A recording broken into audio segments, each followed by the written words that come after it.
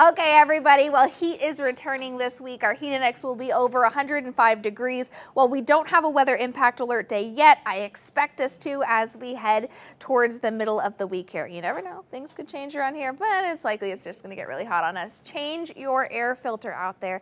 That's definitely something you're going to want to do to maximize the flow through your air conditioner. This also prevents the system from freezing over. If you've had that experience, it is not fun to walk in and your house be really hot and then walk downstairs only to find that your air conditioning unit has totally frozen over. Another thing you can do is also to spray down the outside. If maybe the outside has a lot of debris or mud and it looks a little dirty, just turn your air conditioner off briefly, hose it down, and then turn it back on once it's dry. And in this kind of weather, it's not going to take very long for that to dry out at all. We are looking at beautiful blue sky conditions out there right now over the city of St. Louis. A little bit of haze out there as well. That's that high pressure building in, kind of seals in all of our contaminants over us, like the lid on a pot. So that high pressure building in over us right now, that's going to continue to move in. Right now, very unsettled down for the Gulf Coast states. So if you do have anybody traveling, that's just something to keep in mind. You're going to be dealing with a few scattered showers and storms.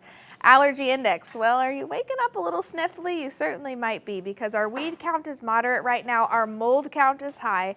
Our mold count is going to improve though, which is some good news as we get through the rest of the week with drier conditions. Mold really isn't going to be a problem anymore. Weed count is moderate though, and it's starting to get into that ragweed season. I think that pretty much bothers everyone. Okay, on the map this morning, lots of yellow out there. I feel like I am drawn to the color that my map is this morning. I woke up and I'm like, yeah, I think yellow. And sometimes I wake up and I'm wearing pink and it'll be like, yeah, it'll be really cold. It's pink. So must have been why I was drawn to the yellow in the closet. 78 degrees in Berkeley, 76 in Forest Park. It is 71 for my friends in Baldwin, and looks like 74 over in Lake St. Louis. Alrighty, over the next several hours, we're going to make it to around 90 degrees with plenty of sunshine out there. We drop down to around 80 by 9 o'clock. Nice and clear throughout the entire day. Winds will be out of the northwest at just about 5 miles per hour. And for tonight, we're going to have some patchy fog conditions out there, 73 degrees for us. Winds out of the northeast at 5 miles per hour. And our patchy fog, that's only going to be in our low-lying areas that are a little bit damp. So think about our fields or anywhere we had a lot of ponding and water over the past few rainy days here.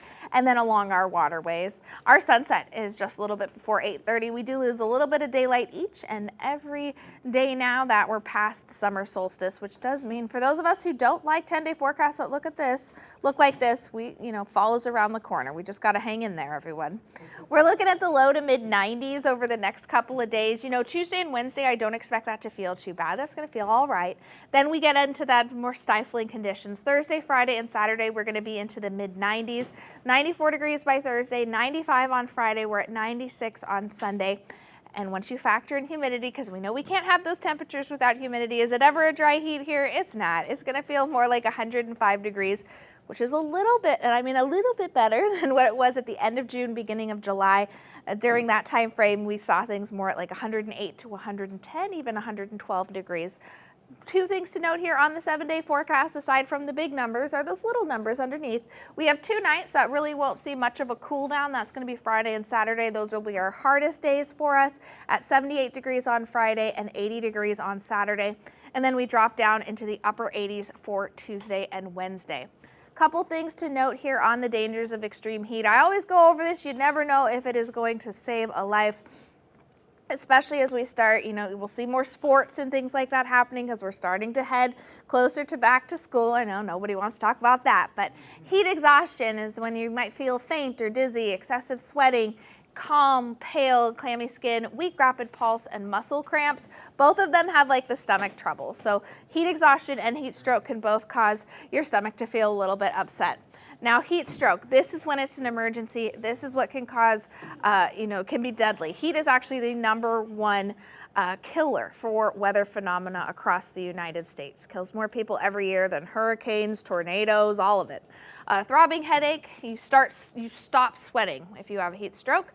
Red hot, dry skin, rapid, strong pulse, and you may lose consciousness. So be very careful this week as temperatures make it into the mid 90s here for Thursday, Friday, and Saturday. We'll have a little chance for some rainfall Thursday and Sunday, and that might help cool us down. The only hope we can have is a couple little pulse thunderstorms out there, which aren't noted just because they are so sporadic, but those look like a very dry stretch in the 10-day forecast.